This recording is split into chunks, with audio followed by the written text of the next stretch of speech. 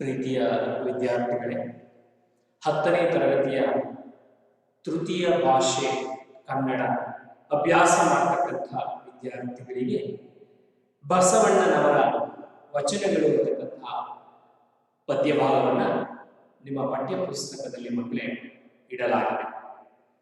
ಬಸವಣ್ಣನವರ ವಚನಗಳು ಪದ್ಯಭಾಗದಲ್ಲಿ 2 ವಚನಗಳನ್ನ ನಿಮಗೆ ಪಠ್ಯಪುಸ್ತಕದಲ್ಲಿ ಮಕ್ಕಳೇ ಬಸವಣ್ಣನ 2 ವಚನಗಳನ್ನ ಒಂದು ಪದ್ಯದ ಉಪಾದಿಯಲ್ಲಿ ನಿಮಗೆ ಇಟ್ಟಿದ್ದಾರೆ ಮಕ್ಕಳೇ. ಕನ್ನಡ ಸಾರಸ್ವತ ಲೋಕದಲ್ಲಿ ಬಸವಣ್ಣ 12ನೇ ಶತಮಾನದಲ್ಲಿ ಕಾಣಿಸಿಕೊಂಡಂತಹ ಒಬ್ಬ ಕ್ರಾಂತಿಕಾರಿ ವಚನಕಾರ. ಬಸವಣ್ಣ ಅನುಭವ ಮಂಟಪವನ್ನ ತನ್ನದೇ ಆದಂತಹ ರೀತಿಯಲ್ಲಿ ನೋಡಿ, ಜಾತಿಯ ಒಂದು ಸಂಕೋಲೆಯ ಆಚೆ ಬಂದು ಅಲ್ಲಿ ಎಲ್ಲರೂ ಸಹ ನೆಲೆ ನಿಲ್ಲೋದಕ್ಕೆ ಸೇರಲಿಕ್ಕೆ ಅವಕಾಶ ಮಾಡಿಕೊಟ್ಟಂತಹ ಒಬ್ಬ ಅನುಭಾವಿ ಶಿವಶರಣ ಅಂದ್ರೆ ತಪ್ಪಾಗೋದಕ್ಕೆ ಸಾಧ್ಯ ಇಲ್ಲ. ಈತ ಬಸವನ ಬಾಗೇವಾಡಿ ಅಂತಕ್ಕಂತಹ ಒಂದು ಸ್ಥಳದಲ್ಲಿ ತನ್ನದೇ ಆದಂತಹ ರೀತಿಯಲ್ಲಿ ಮಾದರಸ ಮಾದಲಾಂಬಿಕೆ ಅಂತಕ್ಕಂತಹ ಸಾತ್ವಿಕ ದಂಪತಿಗಳ ಒಂದು ಗರ್ಭ ಸಂಜಾತರಾಗಿ ಜನಿಸಿದಂತಹ ಒಬ್ಬ ಬಸವಣ್ಣ, ಕ್ರಾಂತಿಕಾರಿ ಬಸವಣ್ಣ. ಕಳಚೂರಿ ಬಿಜ್ಜಳನ ಒಂದು ಆಸ್ಥಾನದಲ್ಲಿ ಕವಿಯಾಗಿ, ಮಂತ್ರಿಯಾಗಿ ಕ್ರಾಂತಿಕಾರಕ ಬದಲಾವಣೆಗಳನ್ನು ತರಲಿಕ್ಕೆ ಹೊರಟಂತ ಒಬ್ಬ ವ್ಯಕ್ತಿ, ಶಕ್ತಿ ಅಂದ್ರೆ ಬಸವಣ್ಣವರು. ಈತ ಕೂಡಲ ಸಂಗಮ ದೇವ ಎನ್ನುವ ಅಂಕಿತದ ಅಡಿಯಲ್ಲಿ ತನ್ನ ವಚನಗಳನ್ನ ಆತ ರಚನೆ ಮಾಡ್ತಾನೆ. ಕನ್ನಡದಲ್ಲಿ ಅಸಂಖ್ಯಾತ ಬಸವಣ್ಣನ ವಚನಗಳನ್ನ ನಾವು ನೀವೆಲ್ಲರೂ ಓದ್ಕೊಂಡು ಬಂದಿರ್ತೀವಿ ಮಕ್ಕಳೇ. ಯಾಕಂದ್ರೆ ಆ ಬಸವಣ್ಣ ಸಮಾಜದ ಜನರನ್ನ, ಮೌಢ್ಯ ಆಚರಣೆಯಿಂದ ಕೂಡಿರ್ತಕ್ಕಂತಹ ಜನರನ್ನ ಕಣ್ತೆರೆಸತಕ್ಕಂತಹ ಹಿನ್ನೆಲೆಯಲ್ಲಿ ಬಸವಣ್ಣನ ಒಂದೊಂದು ವಚನಗಳು ನಮಗೆ ಶಕ್ತಿಯಾಗಿ ನಮ್ಮ ಒಳಗಡೆ ಮಾರ್ಗನಿಗೊಳ್ತವೆ. ಆತನ ಸಾಲುಗಳು, ವಚನದ ಸಾಲುಗಳು ಅಂದ್ರೆ ಬಸವಣ್ಣ ಜೀವಂತಿಕೆಯ ಒಂದು ಮೂಲ ಸೆಲೆಯಾಗಿ, ಮೂಲ ದ್ರವ್ಯವಾಗಿ ನಮ್ಮ ಮನಸ್ಸಿನಲ್ಲಿ ಚಿರಾಯಿಯಾಗಿ ಶಾಶ್ವತವಾಗಿ ಉಳಿತಾರೆ ಅಂದ್ರೆ ಅತಿಶಯೋಕ್ತಿ ಮಾತಲ್ಲ ಮಕ್ಕಳೇ. ಇಂತಹ ಸಂದರ್ಭದ ಒಳಗಡೆ ಬಸವಣ್ಣನ ವಚನಗಳು ಪ್ರಸ್ತುತ ಸಮಾಜಕ್ಕೆ ಅವಶ್ಯಕವೇ ಅನ್ನೋ ಒಂದು ಪ್ರಶ್ನೆಯನ್ನು ನಾವು ಹಾಕೊಂಡ್ರೆ, ಬರೀ ಬಸವಣ್ಣನ ವಚನಗಳು ಅಷ್ಟೇ ಅಲ್ಲ, ಹಲವಾರು ಜನ ವಚನಕಾರರ ವಚನಗಳು ಸಮಾಜದ ಜನರನ್ನ ಇರ್ತಕ್ಕಂತಹ ಈ ಸಂದರ್ಭದಲ್ಲಿ ಅತ್ಯಂತ ಅವಶ್ಯಕವಾಗಿ ಮೂಲ ಸೆಲೆಯಾಗಿ ನಮಗೆ ಕಣ್ತೆರೆಸ್ತವೆ ಅಂದ್ರೆ ಅತಿಶಯೋಕ್ತಿ ಮಾತಲ್ಲ. ಹಾಗೆ ಬಸವಣ್ಣ ತನ್ನ ವಚನಗಳ ಮುಖಾಂತರವಾಗಿ ಸಮಾಜದ ಜನರಿಗೆ ತಿಳಿ ಹೇಳಲಿಕ್ಕೆ ಹೊರಟಂತಹ ಸಂದೇಶವನ್ನ ಈ 2 ವಚನಗಳಲ್ಲಿ ನಿಮಗೆ ಬಸವಣ್ಣನವರ ವಚನಗಳು ಅಂತಕ್ಕಂತಹ ಪದ್ಯಭಾಗದಲ್ಲಿ ಕವಿ ನಮಗೆ ಕಟ್ಟಿಕೊಡ್ತಾರೆ. ಆ ಪದ್ಯಭಾಗದ ವಿಚಾರವನ್ನ ನಾವು ಈ ಒಂದು ತರಗತಿಯ ಅವಧಿನಲ್ಲಿ ನಾವು ನೀವೆಲ್ಲರೂ ಸಹ ಚಿಂತನ ಮಂಥನ ಮಾಡತಕ್ಕಂಥ ಒಂದು ಕಾರ್ಯವನ್ನ ಮಾಡೋಣ. ನಮಗೆ ಬಸವಣ್ಣನ ಒಂದು ವಿಚಾರವನ್ನ ನಾವು ನೋಡ್ತಾ ಹೋಗಿದ್ದೇ ಆದರೆ, ಬಸವಣ್ಣ ಹಲವಾರು ವಚನಗಳಲ್ಲಿ ನೋಡಿ, ಒಂದೊಂದು ವಚನಗಳು ಸಹ ನಮಗೆ ಅಂತರಂಗದ ಒಳಗಡೆ ಚಿಂತನ ಮಂಥನ ಮಾಡತಕ್ಕಂತಹ ರೀತಿಯಲ್ಲಿ ಮನಸ್ಸಿನ ಒಳಗಡೆ ನಮ್ಮಲ್ಲಿ ಒಂದು ಯೋಚನೆಯ ಒಂದು ಬೀಜವನ್ನ ಬಿತ್ತತಕ್ಕಂತಹ ಕೆಲಸವನ್ನ ನಮ್ಮ ಬಸವಣ್ಣನ ಸಾಲುಗಳು, ವಚನ ಸಾಲುಗಳು ನಮಗೆ ಗುಣಪಡಿಸ್ತವೆ ಅಂದ್ರೆ ನಿಜವಾಗಿಯೂ ಬಸವಣ್ಣ ಒಬ್ಬ ಕ್ರಾಂತಿಕಾರಿ ನೆಲೆಯಲ್ಲಿ ಅವಲೋಕಿಸಬಹುದಂತಹ ಒಬ್ಬ ಕವಿಯಾಗಿದ್ದ. ಜೊತೆಗೆ ಸರಿ ತಪ್ಪುಗಳ ಚಿಂತನ ಮಂಥನ ಮಾಡತಕ್ಕಂತಹ ಒಂದು ಮೂಲ ದ್ರವ್ಯ, ಜೀವ ದ್ರವ್ಯ ಆತನ ವಚನಗಳ ಸಾಲುಗಳಲ್ಲಿ ನಾವು ಕಾಣೋದಕ್ಕೆ ಸಾಧ್ಯ. ನೋಡಿ, ಈ ತರದ ಆಲೋಚನೆಗಳನ್ನ, ಒಂದೊಂದು ವಚನಗಳನ್ನ ನಾವು ನೋಡಿದ ಮನೋಭಾವದಲ್ಲಿ ನೋಡಿದ ಆ ವಚನದ ಸಾಲುಗಳು ನಮಗೆ ಕಟ್ಟಿಕೊಡ್ಲಿಕ್ಕೆ ಸಾಧ್ಯ ಆಗ್ತದೆ ಅನ್ನೋ ಒಂದು ವಿಚಾರವನ್ನ ಈ ಸಂದರ್ಭದಲ್ಲಿ ಹೇಳ್ತಾ, ನನಗೆ ಬಸವಣ್ಣನ ವಚನದ ಒಂದು ನೆನಪಾಗ್ತದೆ. ಕಲ್ಲ ನಾಗರ ಕಂಡರೆ ಹಾಲ ನೆರೆ ಎಂಬರು, ದಿಟದ ನಾಗರ ಕಂಡರೆ ಕೊಲ್ಲೆಂಬರಯ್ಯ, ಉಂಬ ಜಟ್ಟಮ್ಮ ಬಂದರೆ ನಡೆ ಎಂಬರು, ಗುಣದ ಲಿಂಗಕ್ಕೆ ಭುವನವ ಹಿಡು ಎಂಬುವರಯ್ಯ, ಕೂಡಲ ಸಂಗಮ ದೇವ. ನೋಡಿ, ಜನರ ಮೌಢ್ಯ ಆಚರಣೆಗಳು ಹೇಗೆ ಇದಾವೆ ಪ್ರಸ್ತುತ ಸಮಾಜದಲ್ಲಿ ಅನ್ನೋದನ್ನ ಬಸವಣ್ಣ ಒಂದು ಚಿಕ್ಕ ವಚನದಲ್ಲಿ ಅವನು ಕಟ್ಟಿಕೊಡ್ತಾನೆ. ಕಲ್ಲ ನಾಗರ ಕಂಡರೆ ಹಾಲ ನೀರಿ ಎಂಬರು. ನೋಡಿ, ನಾಗರ ಪಂಚಮಿ ಹಬ್ಬದ ಸಂದರ್ಭದಲ್ಲಿ ಏನ್ ಮಾಡ್ತಾರೆ, ಎಲ್ಲ ಮನೆಯಲ್ಲಿರ್ತಕ್ಕಂತಹ ಹೆಂಗೆಳೆಯರು, ಹೆಣ್ಮಕ್ಕಳು ನೋಡಿ ಆ ಸಂದರ್ಭದಲ್ಲಿ ಅತ್ಯಂತ ಒಂದು ಪರಿಶುದ್ಧ ಭಾವದಿಂದ ಹೋಗಿ ಏನ್ ಮಾಡ್ತಾರೆ, ಕಲ್ಲ ನಾಗಪ್ಪನಿಗೆ ಹಾಲೆಂದು ಏನ್ ಮಾಡ್ತಾರೆ, ಪೂಜಿಸಿ ಮೃಷ್ಟಾನ್ನ ಭೋಜನವನ್ನ ನೋಡಿ ಆ ಕಲ್ಲ ನಾಗಪ್ಪನ ಮುಂದೆ ಎಡೆಯಾಗಿ ಪೂಜೆಯನ್ನ ಮಾಡ್ತಾರೆ. ಮನೆಗೆ ಬಂದು ಏನ್ ಮಾಡ್ತಾರೆ, ಎಲ್ಲ ಸಹಪಂಕ್ತಿ ಭೋಜನವನ್ನ ಮಾಡ್ತಾರೆ ಸದಸ್ಯರೊಟ್ಟಿಗೆ. ಕಲ್ಲ ನಾಗರ ಕಂಡರೆ ಹಾಲ ನೆರೆ ಎಂಬರು, ದಿಟದ ನಾಗರ ಕಂಡರೆ ಕೊಲ್ಲೆಂಬರಯ್ಯ. ಆದ್ರೆ ನಿಜವಾದಂತಹ ಹಾವು ಏನಾದರೂ ತುತ್ತೆಂದು ನಮ್ಮ ಎದುರಿಗೆ ಬಂದ್ರೆ, ಅಯ್ಯೋ ಆ ಹಾವನ್ನ ಸಾಯಿಸಿ ಅದು 4 ಜನರನ್ನ ಕಚ್ಚುತ್ತೆ, ವಿಷವೇರಿದ್ರೆ ವ್ಯಕ್ತಿಗಳು ಸಾಯ್ತಾರೆ ಅನ್ನೋ ರೀತಿಯಲ್ಲಿ ಏನ್ ಮಾಡ್ತಾರೆ, ಜನ ನೋಡ್ತಾರೆ. ನಿಜವಾದ ನಾಗಪ್ಪನಿಗೆ ಸಾಯಿಸೋದಕ್ಕೆ ಆಲೋಚನೆ ಮಾಡ್ತಾರೆ, ಕಲ್ಲ ನಾಗಪ್ಪನಿಗೆ ಹಾಲೆರೆದು ಪೂಜಿಸ್ತಾರೆ ನಮ್ಮ ಜನ. ನಾನು ಹೇಳ್ತಾ ಇರೋ ಮಾತಲ್ಲ, ಇದು ಬಸವಣ್ಣನ ವಚನದ ಅನ್ವರ್ಥ ರೂಪವನ್ನ ತಮ್ಮ ಮುಂದೆ ಅರ್ಥೈಸ್ತಾ ಇದ್ದಾರೆ ಮಕ್ಕಳೇ. ಕಲ್ಲ ನಾಗರ ಕಂಡರೆ ಹಾಲ ನೆರೆ ಎಂಬರು, ದಿಟದ ನಾಗರ ಕಂಡರೆ ಕುಲ್ಲೆಂಬರಯ್ಯ. ಉಂಬ ಜಂಗಮ ಬಂದರೆ ನಡೆ ಎಂಬರು. ಉಂಬ ಜಂಗಮ ಒಬ್ಬ ಕಾಲು ವೇಷವನ್ನು ಕೊಟ್ಟಿರ್ತಕ್ಕಂತಹ ಭವತಿ ಭಿಕ್ಷಾಂದೇಹಿ ಅಂತ ಹೇಳಿ ಒಬ್ಬ ಜಂಗಮ ಸನ್ಯಾಸಿ ಮನೆ ಬಾಗಿಲಿಗೆ ಬಂದು ಮೃಷ್ಟಾನ್ನ ಭೋಜನ ಕೊಡಿ ಅಂತ ನೀನು ಕೇಳೋದಿಲ್ಲ. ಅಮ್ಮ, ಏನಾದರೂ ನಿಮ್ಮ ಮನೆಯಲ್ಲಿ ಇರೋದು ಭಿಕ್ಷಾನ್ನ ನಮಗೆ ಹಾಕಿ ಅಂತ ಹೇಳಿ, ಜೋಳಿಗೆಗೆ ಹಾಕಿ ಅಂತ ಹೇಳಿ ಏನ್ ಮಾಡ್ತಾನೆ, ಕೇಳ್ತಾನೆ. ಆದ್ರೆ ನಮ್ಮ ಜನ ಎಂತವ್ರು ಅಂದ್ರೆ, ಉಂಬ ಜಂಗಮ ಅಂದರೆ ನಡೆ ಎಂಬರು, ಗುಣದ ಲಿಂಗಕ್ಕೆ ಭುವನವ ಇಡು ಎಂಬುವರಯ್ಯ ಕೂಡಲ ಸಂಗಮ ದೇವ. ಉಣದೇ ಇರು, ತಿಂದೇ ಇರ್ತಕ್ಕಂಥ ನೋಡಿ ಲಿಂಗಕ್ಕೆ, ಕಲ್ಲು ಲಿಂಗಕ್ಕೆ ಏನ್ ಮಾಡ್ತಾರೆ ನಮ್ಮ ಜನ ಮೃಷ್ಟಾನ್ನ ಭೋಜನವನ್ನ, ಯಾಕಂದ್ರೆ ಎಡೆಯೋಪಾದಿಯಲ್ಲಿ ಹಾಕಿ ದೇವರು ತಿಂತಾನೆ, ಈ ನಾಗಪ್ಪ ತಿಂತಾನೆ ಅಂತೇಳಿ ಏನ್ ಮಾಡ್ತಾರೆ, ಆಲೋಚನೆಯನ್ನು ಮಾಡ್ತಾರೆ. ಆದ್ರೆ ಅದೆಲ್ಲ ಏನಾಗ್ತದೆ, ಇವ್ರು ಪೂಜೆ ಮಾಡಿ ಆಚೆ ಹೋಗ್ತಿದ್ದ ಹಾಗೆ ನಾಯಿನೋ ಅಥವಾ ಇನ್ಯಾವುದೋ ಹಕ್ಕಿ ಪಕ್ಷಿಗಳು ಬಂದು ಏನ್ ಮಾಡ್ತವೆ, ಅದನ್ನು ತಿಂತವೆ. ಆದ್ರೆ ನೀವು ಪೂಜಿಸಿದ್ದಕ್ಕೆ ಬೆಲೆ ಎಲ್ಲಿ ಬರ್ಲಿಕ್ಕೆ ಸಾಧ್ಯ? ಇದು ಬಸವಣ್ಣನ ಮಾತಾಡ್ತಾರೆ. ಅದಕ್ಕೆ ಹೇಳ್ತಾರೆ, ಹಸಿವು ಅಂತ ಬಂದಂತವನಿಗೆ ಅನ್ನವನ್ನ ಇಟ್ಟು ನಾವೇನ್ ಮಾಡ್ಬೇಕಂತೆ, ಹಸಿವನ್ನ ಹೋಗಿಸ್ಬೇಕಂತೆ. ಅಯ್ಯೋ, ನಾವು ಹಸ್ತಿರ್ತಕ್ಕಂತಹ ವ್ಯಕ್ತಿಗೆ ಮೊದಲ ಆದ್ಯತೆಯನ್ನು ಕೊಡದೆ ಕಲ್ಲ ದೇವರಿಗೆ ನಾವು ಮೊದಲ ಆದ್ಯತೆಯನ್ನು ಕೊಟ್ಟು ನೋಡಿ ನಾವು ನಮ್ಮ ವರ್ತನೆಯನ್ನ ಏನ್ ಮಾಡ್ತಾ ಇದೀವಿ, ಇನ್ನೂ ನಾವು ಹೊರ ಬರದೇ ಇರ್ತಕ್ಕಂತಹ ರೀತಿಯಲ್ಲಿ ಆ ವರ್ತನೆಯ ಸುಳಿಯಲ್ಲಿ ಸಿಕ್ಕಾಕೊಂಡು ನಾವೇನಾಗ್ತಾ ಇದೀವಿ, ವಿಧವಿಧನೆ ಒದ್ದಾಡ್ತಕ್ಕಂತಹ ಮಟ್ಟದಲ್ಲಿ ನಮ್ಮ ಆಲೋಚನೆಗಳಿದ್ದಾವೆ ಅನ್ನೋದನ್ನ ಒಂದು ಕಡೆ ಬಸವಣ್ಣವರು ಏನ್ ಮಾಡ್ತಾರೆ, ಈ ಮೌಢ್ಯ ಆಚರಣೆಗಳಿಂದ ಹೊರಬರ್ತಕ್ಕಂತಹ ನಿಟ್ಟಿನಲ್ಲಿ ನಾವು ಬದಲಾಗಬೇಕು ಅನ್ನೋ ಒಂದು ಸಂದೇಶವನ್ನ ಬಸವಣ್ಣನವರ ವಚನಗಳಲ್ಲಿ, ಒಂದು ವಚನಗಳಲ್ಲಿ ನಾವು ಕಾಣ್ತೀವಿ ಮಕ್ಕಳೇ. ಮತ್ತೊಂದು ಕಡೆ ಅದೇ ಬಸವಣ್ಣ ಮನಸ್ಸನ್ನ ಕುರಿತಾಗಿರ್ತಕ್ಕಂಥ ವಚನವನ್ನ ಹೇಳ್ತಾರೆ. ಮರಣ ನೇರಿದ ಮಕ್ಕಟನಂತೆ ಹಲವು ಕೊಂಬೆಗೆ ಹಾಯಿತಲಿದೆ ಎನ್ನ ಮನ, ನಾನೆಂಚು ನಂಬುವೆನೆಯ ನಚ್ಚುವೆನೆಯ ಕೂಡಲ ಸಂಗಮ ದೇವ ಅಂತ ಹೇಳ್ತಾನೆ. ನೋಡಿ, ನಮ್ಮ ಮನಸ್ಸು ಮರ್ಕಟನಿಗೆ ಹೋಲಿಕೆಯನ್ನು ಕೊಡ್ತಾನೆ ಬಸವಣ್ಣ. ಮರ್ಕಟ ಅಂದ್ರೆ ಕೋತಿ. ನೋಡಿ, ಒಂದು ಕೋತಿ ಒಂದು ಮರದಿಂದ ಮತ್ತೊಂದು ಮರಕ್ಕೆ ಹೇಗೆ ಆಚೆ ಈಚೆ ನೆಗೆದಾಡ್ತದೋ ಹಾಗೆ ನಮ್ಮ ಮನಸ್ಸು ನೋಡಿ, ಮರನ ನೀರಿದ ಮರ್ಕಟನಂತೆ ಹಲವು ಕೊಂಬೆಗೆ ಹಾಯಿತಲಿದೆ ಎನ್ನ ಮನ, ನಾನೆಂತು ನಂಬುವೆನೆಯ ನಚ್ಚುವೆನೆಯ ಕೂಡಲ ಸಂಗಮ ದೇವ, ಕೂಡಲ ಸಂಗಮ ದೇವ. ಇಂತಹ ಆಲೋಚನೆ, ಇಂತಹ ಆಲೋಚನೆಗಳ ವಚನಗಳನ್ನ ನಾವು ಜೀವದ್ರವ್ಯವಾಗಿ, ಜೀವ ಒಂದು ಆ ಸೆಲೆಯ ಹಿನ್ನೆಲೆಯಲ್ಲಿ ನಾವು ಸರಿಯಾಗಿ ಅರ್ಥೈಸಿಕೊಂಡಿದ್ದೆ ಆದರೆ ಬಸವಣ್ಣನ ಒಂದೊಂದು ವಚನಗಳಿಗೆ ನಾವು ನಿಜವಾದಂತಹ ರೀತಿಯಲ್ಲಿ ಮೌಲ್ಯ ತಂದುಕೊಡ್ಲಿಕ್ಕೆ, ಅದನ್ನ ಅರ್ಥೈಸಿಕೊಂಡು ನಮ್ಮ ಜೀವನದಲ್ಲಿ ನೆಲೆಬೆಲೆಯನ್ನ ತಂದುಕೊಳ್ಳೋದಕ್ಕೆ ಸಾಧ್ಯ ಆಗ್ತದೆ. ಅದಕ್ಕೋಸ್ಕರವಾಗಿ ಅತ್ಯಂತ ಪರಿಶುದ್ಧ ಭಾವದ ಬಸವಣ್ಣ ಎಲ್ಲ ಜಾತಿಯಲ್ಲಿ ಕೆಳಜಾತಿಯ ಶರಣರ ಮನೆಗಳಲ್ಲಿ ತಾನೂ ಊಟ ಮಾಡ್ತಾ, ಸಹಪಂಕ್ತಿ ಭೋಜನವನ್ನ ಮಾಡ್ತಾ, ಜೊತೆಗೆ ಕೆಳಜಾತಿಯವರನ್ನ ಮೇಲ್ಜಾತಿಯವರ ಜೊತೆಗೆ ವಿವಾಹ ಮಾಡಿಕೊಡ್ತಕ್ಕಂತಹ ಅಂತರ್ಜಾತಿ ವಿವಾಹಕ್ಕೂ ಸಹ ಪ್ರೋತ್ಸಾಹಿಸುತ್ತಾ ನೋಡಿ ಮುಂದೆ ಬಂದಂಥವನು. ಹಲವಾರು ಟೀಕೆ ಟಿಪ್ಪಣಿಗಳಿಗೆ ಗುರಿಯಾಗಬೇಕಾದಂತಹ ಸನ್ನಿವೇಶವನ್ನ ಎದುರಿಸಿದಂಥವನು ಬಸವಣ್ಣ. ಇರ್ಲಿ ಮಕ್ಕಳೇ, ಬಸವಣ್ಣ ಕನ್ನಡದಲ್ಲಿ ಹಲವಾರು ರೀತಿಯ ವಚನಗಳನ್ನ ವಿವಿಧ ರೀತಿಯಲ್ಲಿ ದೃಷ್ಟಿಕೋನದಲ್ಲಿ ಒಂದೊಂದು ವಚನಗಳನ್ನ ನಮಗೆ ಗುಣಪಡಿಸಿದ್ದಾನೆ. ನಿಜವಾಗಿಯೂ ಆ ಒಂದೊಂದು ದೃಷ್ಟಾನ್ನ ಭೋಜನ ಅಂದ್ರೆ ಆ ಬಸವಣ್ಣನ ವಚನಗಳು ನಮಗೆ ಅದ್ರ ಬಗ್ಗೆ ಎಷ್ಟು ಹೇಳಿದ್ರು ಅದು ಕಡಿಮೆ ಅನ್ನೋದೇ ನನ್ನ ಭಾವನೆ ಅನ್ನೋ ಒಂದು ವಿಚಾರವನ್ನ ಹೇಳ್ತಾ ಪ್ರಸ್ತುತ ಈ ಒಂದು ಪದ್ಯ ಭಾಗದಲ್ಲಿ ಬಸವಣ್ಣನವರ ವಚನಗಳು ಅಂತಕ್ಕಂತಹ ಪದ್ಯ ಭಾಗದಲ್ಲಿ 2 ವಚನಗಳನ್ನ ನಿಮಗೆ ಪಠ್ಯ ವಿಷಯದಲ್ಲಿ ಇಟ್ಟಿದ್ದಾರೆ ಮಕ್ಕಳೇ.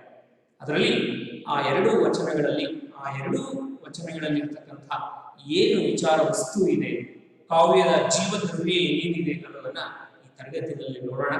ಮೊದಲಿಗೆ ಬಸವಣ್ಣನ ಸಂಕ್ಷಿಪ್ತ ಪರಿಚಯವನ್ನ ನಾನು ನಿಮಗೆ ಮಾಡಿಕೊಟ್ಟು ಮುಂದಿನ ಆ ಪದ್ಯದ ವಿಚಾರವಂತಿಕೆಗೆ ನಾನು ಪ್ರವೇಶಿಸ್ತೀನಿ ಮಕ್ಕಳೇ.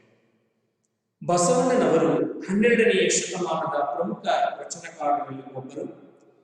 ವಿಜಯಪುರ ಜಿಲ್ಲೆಯ ಬಾಗೇವಾಡಿಯಲ್ಲಿ ಜನಿಸಿದ ಬಸವಣ್ಣನವರು ರಾಜ ಬಿಜ್ಜಳನಲ್ಲಿ ಕರಣಿಕ ವೃತ್ತಿಯಲ್ಲಿ ಮುಂದುವರೆದು ಮಂತ್ರಿಯಾಗಿಯೂ ಇವರು ಪ್ರಸಿದ್ಧರು. ತಮ್ಮ ಅಂತರಂಗವನ್ನು ಸದಾ ಪರೀಕ್ಷೆಗೆ ಒಳಪಡಿಸುತ್ತಲೇ ಲೋಕ ಕಲ್ಯಾಣ ಕಾರ್ಯದಲ್ಲಿ ತಮ್ಮನ್ನು ತಾವು ತೊಡಗಿಸಿಕೊಂಡಿದ್ದವರು. ವಚನ ಚಳುವಳಿಯ ನೇತಾರರಾಗಿ ಇವರು ಹೊಸ ಸಮಾಜದ ನಿರ್ಮಾಣಕ್ಕಾಗಿ ಹೊಸ ಮೌಲ್ಯಗಳನ್ನು ರೂಪಿಸಿ ಮುನ್ನಡೆದ ಕೀರ್ತಿ ಇವರಿಗೆ ಸಲ್ಲುತ್ತದೆ. ಕೂಡಲ ಸಂಗಮ ದೇವ ಇವರ ವಚನಗಳ ಅಂಕಿತ. ಈ ವಚನಗಳನ್ನು ಡಾಕ್ಟರ್ ಎಂ ಕಲಬುರ್ಗಿ ಇವರು ಸಂಪಾದಿಸಿರುವ ಬಸವಣ್ಣನ ವಚನಗಳು ಎಂಬ ಕೃತಿಯಿಂದ ಆರಿಸಿಕೊಳ್ಳಲಾಗಿದೆ. ಈ ಬಸವಣ್ಣನವರ ವಚನಗಳು ಅಂತಕ್ಕಂತಹ ಪದ್ಯಭಾಗದ ಆಕರ ಗ್ರಂಥ ಯಾವುದು ಅಂದ್ರೆ ಬಸವಣ್ಣನವರ ವಚನಗಳು. ಈ ಬಸವಣ್ಣನವರ ವಚನಗಳು ಅಂತಕ್ಕಂತಹ ಒಂದು ಕೃತಿಯನ್ನ ಡಾಕ್ಟರ್ ಎಂ ಕಲಬುರ್ಗಿ ಅಂತಕ್ಕಂಥವರು ಬಸವಣ್ಣನವರೆಲ್ಲ ವಚನಗಳನ್ನು ಒಂದು ಕಡೆ ಸಂಗ್ರಹಿಸಿ ಆ ಒಂದು ಸಂಗ್ರಹಿಸಿದಂತಹ ಗ್ರಂಥಕ್ಕೆ ಬಸವಣ್ಣನವರ ವಚನಗಳು ಅಂತಕ್ಕಂತಹ ಶಿರೋನಾಮವನ್ನು ಕೊಟ್ಟು ಆ ಒಂದು ಎಂ ಕಲಬುರ್ಗಿ ಅವರ ಸಂಪಾದಕತ್ವದಲ್ಲಿ ಈ ಒಂದು ಪುಸ್ತಕವನ್ನು ಹೊರತರಲಾಗಿದೆ. ಅದರಲ್ಲಿ 2 ವಚನಗಳನ್ನ ನಿಮಗೆ ಪಠ್ಯ ವಿಷಯದಲ್ಲಿ ಅದನ್ನ ಅಳವಡಿಸಿಟ್ಟಿದ್ದಾರೆ ಮಕ್ಕಳು. ಆ 2 ವಚನಗಳನ್ನ ನಾನು ನಿಮಗೆ ಅದನ್ನ ವಾಚನ ಮಾಡಿ ಅರ್ಥೈಸುವ ಪ್ರಯತ್ನವನ್ನ ಮಾಡ್ತೀನಿ ಮಕ್ಕಳೇ. ಸರಿಯಾಗಿ ಗ್ರಹಿಸಿ ನೀವು ಈ ಹಿಂದೆ ಕೇಳಿರಬಹುದಾಗಿರ್ತಕ್ಕಂತಹ ವಚನಗಳು ಇವು. ಕಳಬೇಡ ಕುಲಬೇಡ ಹುಸಿಯ ನುಡಿಯಲು ಬೇಡ, ಮುನಿಯಬೇಡ ಅನ್ಯರಿಗೆ ಅಸಹ್ಯ ಪಡಬೇಡ, ತನ್ನ ಬಣ್ಣಿಸಬೇಡ ಇದರ ಅಡಿಯಲು ಬೇಡ. ಇದೇ ಅಂತರಂಗ ಶುದ್ಧಿ, ಇದೇ ಬಹಿರಂಗ ಶುದ್ಧಿ, ಇದೇ ನಮ್ಮ ಕೂಡಲ ಸಂಗಮ ದೇವರೊಲಿಸುವ ಪರಿ. ದೇವಲೋಕ ಮರ್ತ್ಯಲೋಕವೆಂಬುದು ಬೇರಿಲ್ಲ ಕಾಣಿರೋ, ಸತ್ಯವನ್ನಿರುವುದೇ ದೇವಲೋಕ, ಮಿಥ್ಯವನ್ನಿರುವುದೇ ಮರ್ತ್ಯಲೋಕ. ಆಚಾರವೇ ಸ್ವರ್ಗ, ಅನಾಚಾರವೇ ನರಕ. ಕೂಡಲ ಸಂಗಮ ದೇವ ನೀವೇ ಪ್ರಮಾಣೋ, ನೀವೇ ಪ್ರಮಾಣೋ. ಈ 2 ಕಿರುವಚನಗಳಲ್ಲಿ ಬಸವಣ್ಣ ಅತ್ಯಂತ ಸಮಾಜವನ್ನ ತಿದ್ದುವ, ಸಮಾಜದ ಒಂದು ಸ್ವಾಸ್ಥ್ಯವನ್ನ ಸುಸ್ಥಿರಗೊಳಿಸುವ ನಿಟ್ಟಿನಲ್ಲಿ ಈ ತರನ 2 ವಚನಗಳು ನಮಗೆ ಪ್ರಮುಖವಾಗಿ ಕಾಣುತ್ತವೆ ಅಂದ್ರೆ ತಪ್ಪಲ್ಲ. ಅದರಲ್ಲಿ ಬಸವಣ್ಣ ಮೊದಲನೇ ವಚನದಲ್ಲಿ ಹೇಳ್ತಾರೆ, ಕಳಬೇಡ ಕುಲಬೇಡ ಹುಸಿಯ ನುಡಿಯಲು ಬೇಡ. ಕಳಬೇಡ, ಕಳ್ಳತನವನ್ನ ಮಾಡಬೇಡ. ಕೊಲಬೇಡ, ಇತರರನ್ನ ಕೊಲ್ಲಬೇಡ. ಹುಸಿಯ ನುಡಿಯಲು ಬೇಡ. ಎಂತಹ ಕಷ್ಟದ ಸನ್ನಿವೇಶ ಎದುರಾದ್ರೂ ನಿನ್ನ ಬಾಯಿಂದ ಸುಳ್ಳು ಹೇಳಬೇಡ.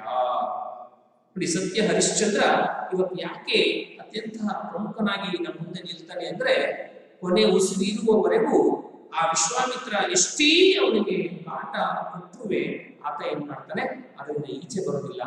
ಸತ್ಯವಾಕ್ಯ ಪರಿಪಾಲಕನಾಗಿ ಅವನು ಜನಮನ್ನಣೆಯನ್ನು ಗಳಿಸಿಕೊಳ್ತಾನೆ ಹೊರತು ಆ ಕಾಟವನ್ನ ತಾಳಲಾರದೆ ಬಾಯಲ್ಲಿ ಒಂದು ಸುಳ್ಳು ಹೇಳಿದ್ದೇ ಆಗಿದ್ರೆ ಅವನು ಏನಾಗ್ತಾ ಇದ್ದ, ಬರೀ ಹರಿಶ್ಚಂದ್ರ ಆಗಿ ಈ ಭೂಮಂಡಲದಲ್ಲಿ ಅವನು ಕೀರ್ತಿಶೇಷನಾಗ್ತಾ ಇದ್ದ. ಆದ್ರೆ ಅವನ ಹೆಸರು ಮುಂದೆ ಸತ್ಯ ಅನ್ನೋ ಪದ ಏನಾಗ್ತಾ ಇತ್ತು, ಅಳಿಸಿ ಹಾಕ್ತಾ ಇದ್ವಿ, ಇರ್ಲಿಕ್ಕೆ ಸಾಧ್ಯ ಆಗ್ತಾ ಇರಲಿಲ್ಲ. ಆದ್ರೆ ಕೊನೆ ಉಸಿರಿರುವವರೆಗೂ ಅಂದ್ರೆ ಇನ್ನೇನು ಆತ ಹರಿಶ್ಚಂದ್ರನ ವಿಶ್ವಾಮಿತ್ರ ಮಹರ್ಷಿಯ ಅವಕೃಪೆಗೆ ಹರಿಶ್ಚಂದ್ರ ಮಹಾರಾಜ ಒಳಗಾಗ್ತಾ ಇದ್ದಾನೆ.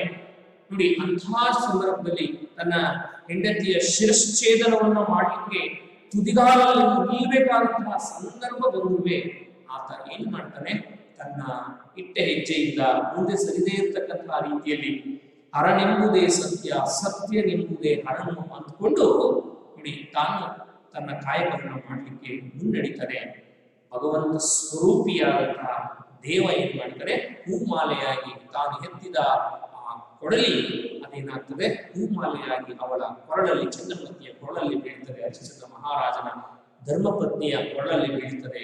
ಯಾಕಂದ್ರೆ ಅಯ್ಯೋ, ಅನ್ಯಾಯವಾಗಿ ಒಂದು ಜೀವದ ಒಂದು ಕೊನೆಗೆ ಜೀವನದ ಅವನತಿಗೆ ಒಂದು ನಾಂದಿಯಾದಂಗಾಗ್ತದೆ, ಕೊನೆಯಾದಂಗಾಗ್ತದೆ. ಅದಕ್ಕೋಸ್ಕರವಾಗಿ ನೋಡಿ ಅಂತಹ ಸಂತತಿ ಸಾವಿರವಾಗಲಿ ಅನ್ನುವ ನಿಟ್ಟಿನಲ್ಲಿ ಸಾಕ್ಷಾತ್ ಭಗವಂತನೇ ಹೂಮಾಲೆಯಾಗಿ ಚಂದ್ರಮತಿಯ ಕೊರಳಲ್ಲಿ ಬೀಳ್ತಕ್ಕಂಥ ವಿಚಾರವನ್ನ ನಾವು ನೀವೆಲ್ಲರೂ ಕಥೆಯ ಒಂದು ಗುಚ್ಛದಲ್ಲಿ ಅದನ್ನ ಚಲನಚಿತ್ರದಲ್ಲಿ ನಾವೇನ್ ಮಾಡ್ತೀವಿ, ಗ್ರಹಿಸಿರ್ತೀವಿ ಮಕ್ಕಳೇ, ನೋಡಿರ್ತೀವಿ ಮಕ್ಕಳೇ. ಹಾಗೆ ಬಸವಣ್ಣವರು ಹೇಳ್ತಾರೆ, ನಮ್ಮ ಜೀವನ ಸಾರ್ಥಕ ಆಗ್ಬೇಕಾದ್ರೆ ನಮ್ಮ ವರ್ತನೆ ಹೇಗಿರ್ಬೇಕು ನೋಡಿ. ಕಳಬೇಡ, ಕುಲಬೇಡ, ಹುಸಿಯನ್ನು ನುಡಿಯಲು ಬೇಡ. ನಮ್ಮ ಜೀವನದಲ್ಲಿ ನಾವೆಲ್ಲೂ ಕಳ್ತನ ಮಾಡಬಾರ್ದು, ಇನ್ನೊಬ್ಬರು ಕದಿಬಾರ್ದು, ಇನ್ನೊಬ್ಬರನ್ನ ಅನ್ಯಾಯವಾಗಿ ನಾವು ಕೊಲ್ಲಬಾರ್ದು, ಬಾಯಲ್ಲಿ ಸುಳ್ಳು ಹೇಳಬಾರ್ದು. ನುಡಿಯಲು ಬೇಡ, ಮುನಿಯಬೇಡ, ಅನ್ಯರಿಗೆ ಅಸಹ್ಯ ಪಡಬೇಡ. ಮುನಿಯಬೇಡ, ಬೇರೆಯವ್ರ ಮೇಲೆ ನಾವು ಮುನಿಯೋದು ಬೇಡ, ಕೋಪಿಸ್ಕೊಳ್ಳೋದು ಬೇಡ. ಅನ್ಯರಿಗೆ ಅಸಹ್ಯ ಪಡಬೇಡ, ಬೇರೆಯವ್ರು ನೋಡಿ ನಾವು ಅಸಹ್ಯ ಪಡಬಾರದು ಅಂತ ಹೇಳ್ತಾರೆ. ತನ್ನ ಬಣ್ಣಿಸಬೇಡ, ನಿನ್ನನ್ನು ನೀನು ಹೊಗಳ್ಕೋಬೇಡ ಅಂತ ಹೇಳ್ತಾರೆ. ಇದಿರ ಅಳಿಯಲು ಬೇಡ, ಇದಿರ ಇತರರನ್ನು ನೀನು ಏನ್ ಮಾಡ್ತೀಯಾ, ಅವರನ್ನ ಅಪಹಾಸ್ಯ ಮಾಡಬೇಡ, ಅವರನ್ನ ನೀನು ಅವಹೇಳನಕಾರಿಯ ರೀತಿಯಲ್ಲಿ ತೇಜೋವಧೆ ಮಾಡಬೇಡ ಅಂತ ಹೇಳ್ತಾರೆ. ಇದೇ ಅಂತರಂಗ ಶುದ್ಧಿ, ಇದೇ ಬಹಿರಂಗ ಶುದ್ಧಿ. ಇದೇ ಅಂತರಂಗ ಶುದ್ಧಿ. ಅಂತರಂಗ ಒಳಮನಸ್ಸು, ಬಹಿರಂಗ ಹೊರಮನಸ್ಸು. ನೋಡಿ, ಅಂತರಂಗ ಏನಿದೆ ಅನ್ನೋದು ಗೊತ್ತಿಲ್ಲ, ಬಹಿರಂಗ ನಾವು ತೋರ್ಪಡಿಕೆಯ ರೀತಿಯಲ್ಲಿ ಬೇಕಾದ್ರೂ ನಟಿಸಬಹುದು. ಅದಕ್ಕೆ ಹೇಳ್ತಾರೆ ನೋಡಿ, ಅಂತರಂಗದಲ್ಲಿ ನಾವು ಏನು ಆಲೋಚನೆಯನ್ನು ಮಾಡ್ತೀವೋ ಬಹಿರಂಗದಲ್ಲಿ ಅದೇ ಕಾರ್ಯವನ್ನು ಮಾಡಿದ್ದೇ ಆದ್ರೆ ನಿಜಕ್ಕೂ ಏನಾಗ್ತದೆ, ನಮ್ಮ ವರ್ತನೆಗೆ ಬೆಲೆ ಬರೋದಕ್ಕೆ ಸಾಧ್ಯ ಆಗ್ತದೆ. ಒಳಗೊಂದು ಇಟ್ಟುಕೊಂಡ್ರೆ ಬದುಕಲ್ಲ. ಅದಕ್ಕೆ ಬಸವಣ್ಣ ಹೇಳ್ತಕ್ಕಂಥದ್ದು ಇದೇ ಅಂತರಂಗ ಶುದ್ಧಿ, ಇದೇ ಬಹಿರಂಗ ಶುದ್ಧಿ. ಎರಡು ವಿರುದ್ಧ ಪದಗಳು. ಅಂತರಂಗ ಅಂದ್ರೆ ಒಳಗಡೆ ಇರೋದು, ಬಹಿರಂಗ ಅಂದ್ರೆ ಜನರಿಗೆ ಕಣ್ಣಿಗೆ ಕಾಣಿಸ್ತಕ್ಕಂಥದ್ದು. ನೋಡಿ, ಕೇವಲ ನಾನು ಒಳ್ಳೆಯವನು ಅನ್ನೋ ರೀತಿಯಲ್ಲಿ ನಟನೆಯನ್ನು ಬೇಕಾದರೂ ಮಾಡಬಹುದು. ನಾನು ಒಳ್ಳೆಯವನು ಅನ್ನೋದು ತೋರಿಕೆಯ ಬದುಕಾಗದೆ ನನ್ನ ಅಂತರಂಗದ ಉಸಿರಾಗಬೇಕು ಅನ್ನೋ ನಿಟ್ಟಿನಲ್ಲಿ ನಾನು ಆಲೋಚನೆ ಮಾಡಿದರೆ ಅಂತರಂಗ ಮತ್ತು ಬಹಿರಂಗಗಳೆರಡೂ ಮಿಳಿತ ಆಗೋದಕ್ಕೆ ಸಾಧ್ಯ ಆಗುತ್ತೆ ಅನ್ನೋದು ಬಸವಣ್ಣನ ಈ ವಚನದ ಇಂಗಿತ. ಇದೇ ಕೂಡಲ ಸಂಗಮ ದೇವರ ಒಲಿಸುವ ಪರಿ. ನೋಡಿ, ನಿಜವಾಗಿಯೂ ಆ ಕೂಡಲ ಸಂಗಮ ದೇವರನ್ನ, ಪರಮ ಭಕ್ತನಾಗಿರ್ತಕ್ಕಂತಹ ಬಸವಣ್ಣ ಕೂಡಲ ಸಂಗಮ ದೇವರನ್ನ ಒಲಿಸಿಕೊಡ್ತಕ್ಕಂತಹ ಬಗೆ ಹೇಗೆ ಅಂದ್ರೆ, ನೋಡಿ, ಸುಳ್ಳು ಹೇಳದೆ ಇರತಕ್ಕಂತಹ ರೀತಿಯಲ್ಲಿ, ಅನ್ಯಾಯವಾಗಿ ಬೇರೆಯವರನ್ನ ಕೊಲ್ಲದೆ ಇರತಕ್ಕಂತಹ ರೀತಿಯಲ್ಲಿ, ನೋಡಿ ಮತ್ತೆ ಕಳ್ತನ ಮಾಡದೇ ಇರತಕ್ಕಂತಹ ರೀತಿಯಲ್ಲಿ, ಮುನಿಯದೇ ಇರತಕ್ಕಂತಹ ರೀತಿಯಲ್ಲಿ, ಅನ್ಯರ ನೋಡಿ ಅಸಹ್ಯ ಪಡದೇ ಇರತಕ್ಕಂತಹ ರೀತಿಯಲ್ಲಿ, ತನ್ನನ್ನು ತಾನು ವರ್ಣಿಸಿಕೊಳ್ಳದೇ ಇರತಕ್ಕಂತಹ ರೀತಿಯಲ್ಲಿ, ಹೊಗಳ್ಕೊಳ್ಳದೇ ಇರತಕ್ಕಂತಹ ರೀತಿಯಲ್ಲಿ, ಇತರರನ್ನ ಕಂಡು ಅಪಹಾಸ್ಯ ಮಾಡದೇ ಇರತಕ್ಕಂತಹ ರೀತಿಯಲ್ಲಿ ನಾನು ಮುನ್ನಡೆದಿದ್ದೇ ಆದ್ರೆ, ನನ್ನ ಅಂತರಂಗ ಬಹಿರಂಗಗಳೆರಡೂ ಒಂದೇ ಆಗಿ ಆಲೋಚನೆಯನ್ನ ಮಾಡಿದ್ದೇ ಆದ್ರೆ, ಇಂತಹ ಒಂದು ವಚನ ನಮ್ಮ ಬದುಕಿಗೆ ಏನಾಗ್ತದೆ, ದಾರಿದೀಪ ಆಗೋದಕ್ಕೆ ಸಾಧ್ಯ ಆಗ್ತದೆ ಮಕ್ಕಳೇ.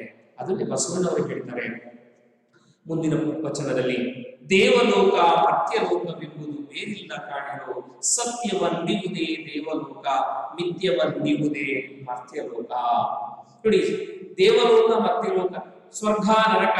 ನೋಡಿ, ಸ್ವರ್ಗ ಒಳ್ಳೆ ಕಾರ್ಯಗಳನ್ನ ಮಾಡಿದವರು ಭೂಮಂಡಲದಲ್ಲಿ ಅವ್ರನ್ನ ಸ್ವರ್ಗಕ್ಕೆ ಹೋಗ್ತಾರೆ ಅಂತ ಹೇಳಿ ಕಾಣ್ತೀವಿ, ಕೇಳಿದೀವಿ. ನಾವೇನು ಸ್ವರ್ಗ ನೋಡಿಲ್ಲ.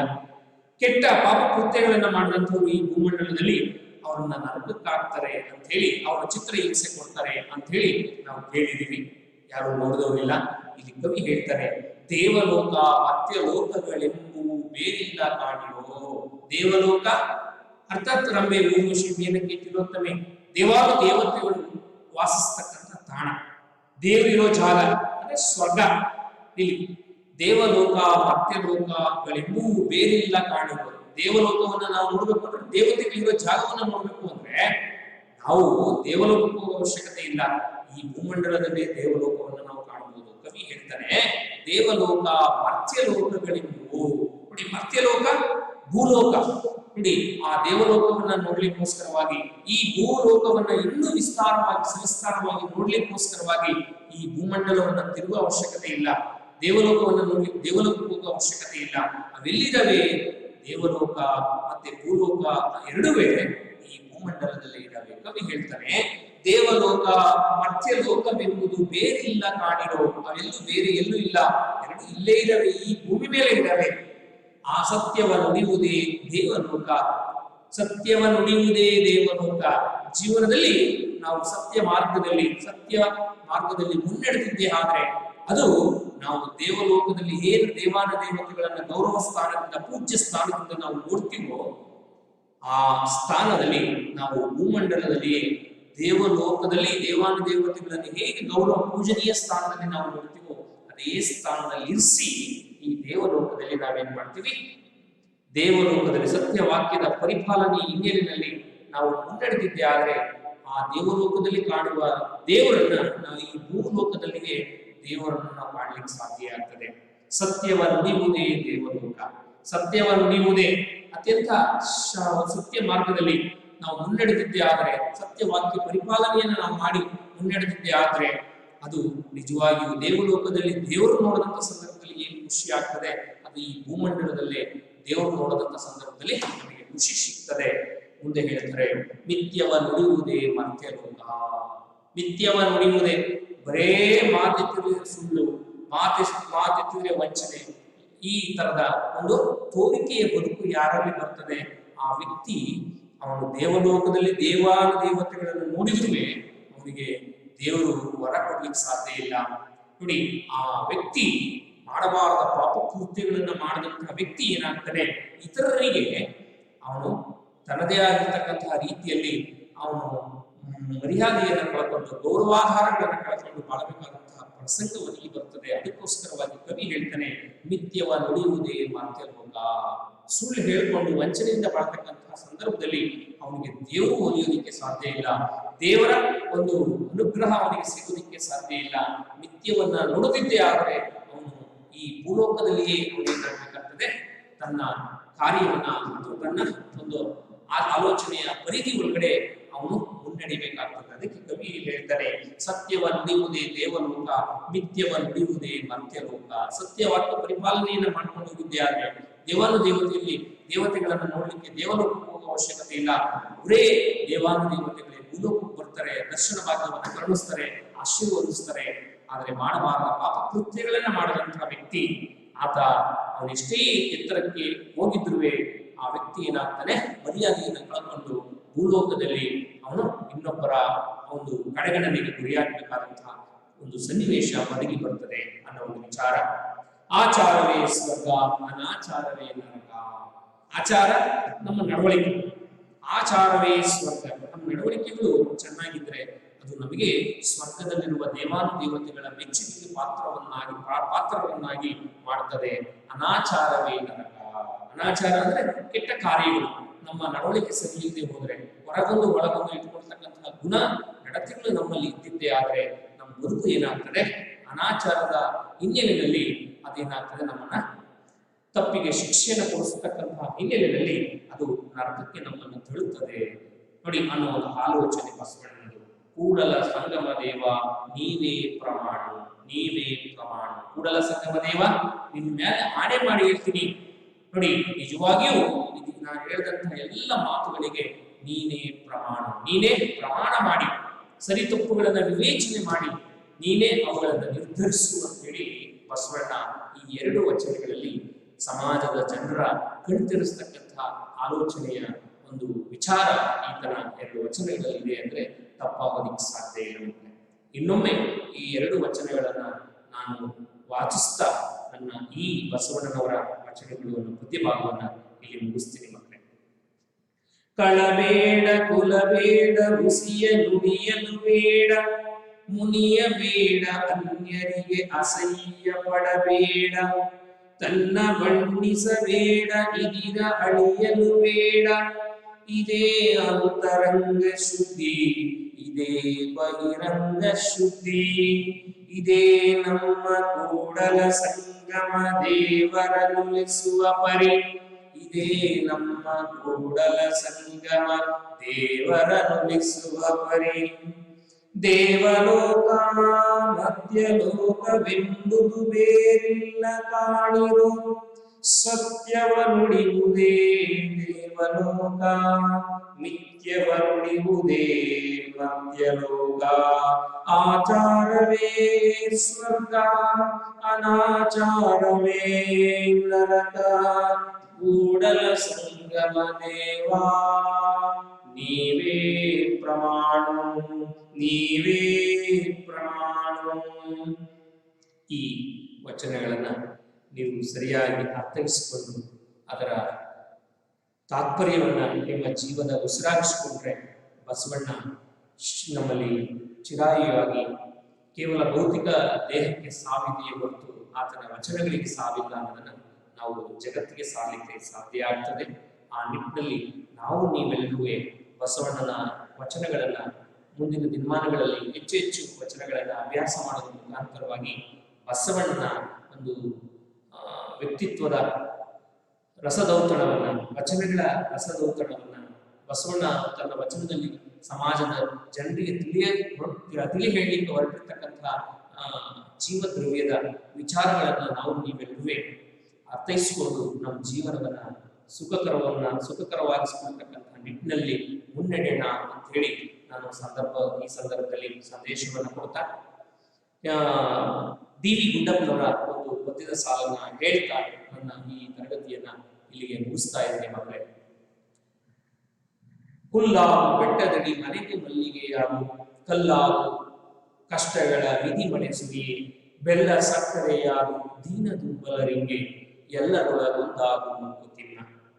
ನಗು ಒಂದು ರಸಪಾಕ, ಅಳು ಒಂದು ರಸಪಾಕ, ನಗುವಾತ್ಮ ಪರಿಮಳವ ಪಸರಿಸುವ ಕುಸುಮ, ದುಗುಡವಾತ್ಮವ ಕಳೆದು ಸತ್ವ ಮೆತ್ತುವ ಮಂತು, ಬಗೆದೆರಡನ್ನು ಭಜಿಸು ಮಂಕುತಿಮ್ಮ. ಇಳೆಯಿಂದ ಮೊಳಕೆ ಹೊಗೆ ಒಂದು ತಮಟೆಗಳಿಲ್ಲ, ಫಲಮಾಗು ಒಂದು ತುತ್ತೂರಿ ದನಿ ಇಲ್ಲ, ಬೆಳಕೀವ ಸೂರ್ಯ ಚಂದ್ರರದ್ದೊಂದು ಸದ್ದಿಲ್ಲ, ಹುಲಿ ನಿನ್ನ ತುಟಿಗಳನ್ನು ಮಂಕುತಿಮ್ಮ. ರಾಗಿ ಮುದ್ದೆಯೆಂದು ಬಾಳ್ವಾತಂಗೆ, ಕಾಗೆ ಕದ್ದುಳುವ ಭಕ್ಷದ ಕಂಡು ಕರುವೆ, ನೀಗಿಸುವುದು ಹಸಿವನ್ ಉಣಿಸೆನ್ ತಪ್ಪುದಾದೊಡಂ ಭಾಗಿಸದಿರಾತ್ಮವನು ಮಂಕುತಿಮ್ಮ.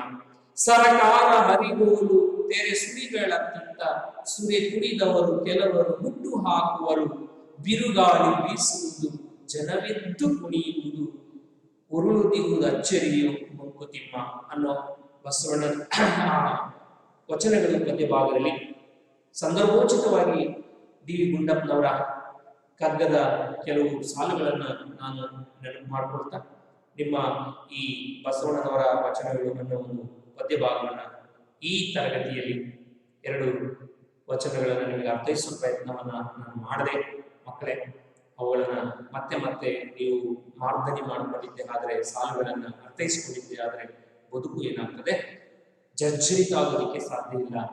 ಸುಖದ ಒಂದು ನವೋತ್ಸಾಹವನ್ನ, ಸಂತೋಷದ ಒಂದು ನವೋತ್ಸಾಹವನ್ನ, ಹೊಸ ಹುಟ್ಟನ್ನ ನಮಗೆ ನೀಡಬಲ್ಲದು ಅನ್ನೋ ಒಂದು ವಿಚಾರವನ್ನ ನಿಮ್ಮ ಜ್ಞಾನಕ್ಕೆ, ನಿಮ್ಮ ಅರಿವಿನ ಒಂದು ಜ್ಞಾನಕ್ಕೆ ತಿಳಿಯಪಡಿಸ್ತಾ, ಹೊಸ ಚಿಗುರು ಹಳೆಬೇರು ಕೂಡಿರಲು ಮರಶುಭರು, ಹೊಸ ಯುಕ್ತಿ ಹಳೆ ತತ್ವದೊಡಗೂಡೆದಮ್ಮ, ಋಷಿ ವಾಕ್ಯದೊಡನೆ ವಿಜ್ಞಾನ ಕಲೆಯ ಮೇಳವಿಸಿ ಜಸವು ಜನಜೀವನಕ್ಕೆ ಮಂಕುತಿಮ್ಮ ಅನ್ನೋ ಹಾಗೆ ಈ ವಿಚಾರಗಳನ್ನ, ಮೇಲ್ಪಂಕ್ತಿಯ ಸಾಲುಗಳನ್ನ ನಿಮ್ಮ ಮನಸ್ಸಿನ ಒಂದು